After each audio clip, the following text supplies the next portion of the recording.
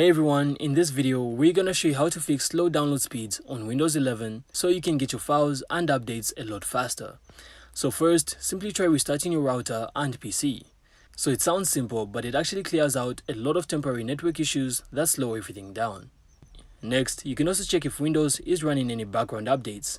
So to do this, simply go to Settings, then Windows Update,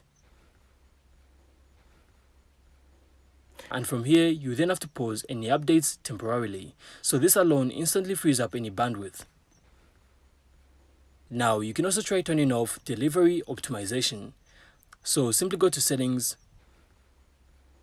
then Windows Update,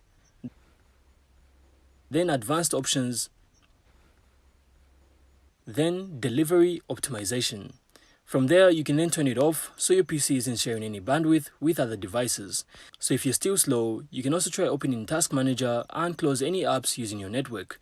So this could be apps like Steam, Epic Games, or Cloud Backups. And after doing these steps, your download speeds should jump back to normal.